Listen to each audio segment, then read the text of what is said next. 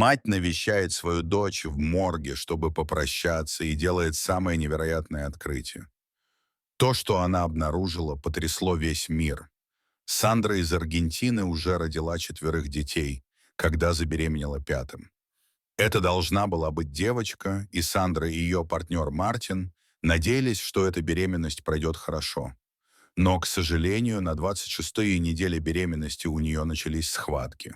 Поэтому она срочно обратилась в больницу на северо-востоке Аргентины. Было слишком рано для рождения малышки, но это происходило. Маленькая Эмилия родилась 8 апреля 2017 года, почти за 3 месяца до назначенного срока. Она была крошечной, весила всего 1,5 килограмма, и хуже всего было то, что она, казалось, не дышала и не подавала признаков жизни. Врачи попытались реанимировать ее и вызвали врача-неонатолога. Но тот также не смог обнаружить у малышки никаких признаков жизни. Эмилия родилась мертвой, и они официально об этом объявили и выдали свидетельство о смерти. Ее хрупкое маленькое тельце было завернуто в ткань и помещено в небольшой деревянный гроб. Сандра находилась под наркозом во время родов, и ей пришлось рассказать о том, что произошло, когда она проснулась. Женщина была полностью разбита горем и не могла поверить, что потеряла дочь. Все произошло очень быстро. Она почувствовала сильное желание увидеть свою маленькую дочь, убедиться, что ее действительно нет в живых, и сфотографировать ее для отпевания. Она сказала своему мужу, чего хочет, и убедила его и брата отвезти ее в больничный морг. Вместе они получили разрешение врачей на это. С момента рождения Эмилии прошло уже более 12 часов. Пока они спускались в морг, Сандра мысленно готовилась к этому моменту. Она все еще была слаба после родов. Вы можете себе представить, что она чувствовала? Ни один родитель не должен переживать эмоции потери ребенка. В морге Сандра и ее партнер Мартин обнаружили маленький гроб Эмилии. Когда Сандра наклонилась над коробкой, она посмотрела на крошечное тело своей малышки и коснулась ее руки. Затем Сандра немного отодвинула ткань от лица Эмилии. И тогда произошло немыслимое. Женщина внезапно услышала тихий плач и увидела большие блестящие глаза своей дочери, смотрящей на нее.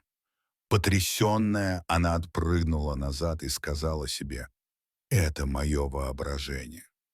Эмилия проснулась на их глазах, словно говоря: «Мама, я знала, что ты придешь за мной».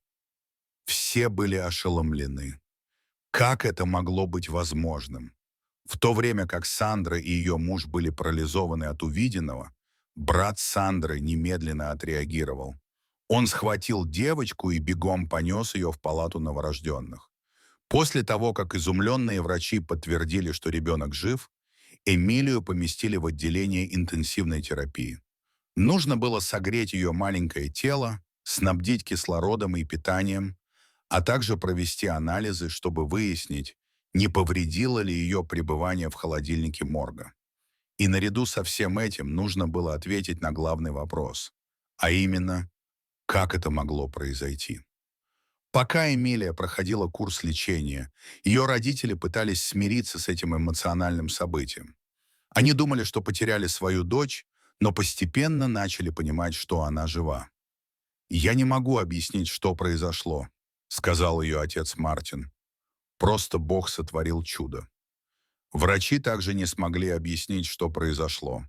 В больнице было начато расследование, чтобы выяснить, можно ли кого-то обвинить в этой ужасной ошибке. Вовлеченный персонал несет ответственность и, следовательно, должен быть привлечен к ответственности, заявил Хуан Родригес, заместитель министра здравоохранения региона Чако.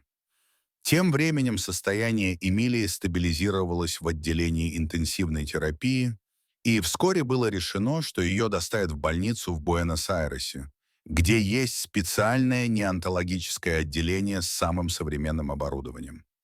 Через пару дней всех охватил новый испуг, когда Эмилия перестала дышать. Ее сердце остановилось из-за кровоизлияния в легкие, и требовалась комплексная сердечно-легочная реанимация. Этот эпизод нанес непоправимый ущерб способности мозга девочки, и ее родителям сказали, что только 10% ее мозга все еще функционирует. Следующие 8 недель Эмилия провела в больнице Буэнос-Айреса. С каждым днем она становилась все сильнее и постепенно набирала вес. Вскоре она смогла пить грудное молоко у своей матери, что всегда является хорошим знаком. К сожалению, ее отец, Мартин, не смог выдержать всего этого давления и оставил Сандру и ее детей одних. Теперь Сандра должна была все делать сама. Наконец, после стольких месяцев страха и волнений с момента ее бурного рождения, Эмилия была достаточно сильна, чтобы вернуться домой к своей матери. Сандра все время была со своей дочерью и чувствовала, что у нее на руках настоящее чудо, когда забирала дочь домой. Однако она все еще была в опасности, и в течение следующих 15 месяцев у нее разовьется несколько осложнений со здоровьем. У нее также были проблемы с развитием, и было ясно, что тот факт, что она родилась на 3 месяца раньше срока, провела 12 долгих часов на морозе и перенесла остановку сердца, не оставил ее маленькое тело невредимым. Сандра окружила свою маленькую девочку всеми возможными заботами и любовью, хотя ей было тяжело, и она была далеко не богатой женщиной. После нескольких последующих анализов оказалось, что Эмилия страдает микроцефалией, при которой ее голова, а также мозг не развиваются должным образом, что можно вылечить только с помощью трансплантации стволовых клеток. Очень сложное и к тому же очень дорогое лечение. У Сандры не было на это денег, но она подумала, что, возможно, она сможет доставить ребенка в Китай, чтобы там пройти курс лечения. Она начала кампанию по сбору средств, несмотря на то, что врачи сказали ей, что Эмилия не будет достаточно сильной для поездки. А в конце июня у нее снова случилась остановка сердца, и Сандра снова отвезла ее в больницу. Девочка была подключена к аппарату искусственного дыхания, но оставалась в критическом состоянии в течение нескольких часов, и сердечно-легочная реанимация больше не помогла. Ее маленькое сердечко сдалось, и девочка скончалась. Это было душераздирающе. Я не могу представить, что Сандра почувствовала, потеряв дочь во второй раз, и на этот раз навсегда. Делясь своей потерей со всем миром, Сандра написала невероятно трогательное публичное прощальное письмо.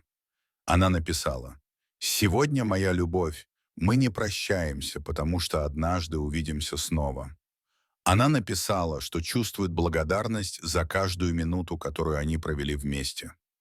«Бог дал мне рождение на это время, и я могу заверить, что прошедший год, 3 месяца и 15 дней рядом с ней сделали меня самой счастливой женщиной на этой планете». Она сказала всем, что уверена, что у Эмилии была миссия на этой земле.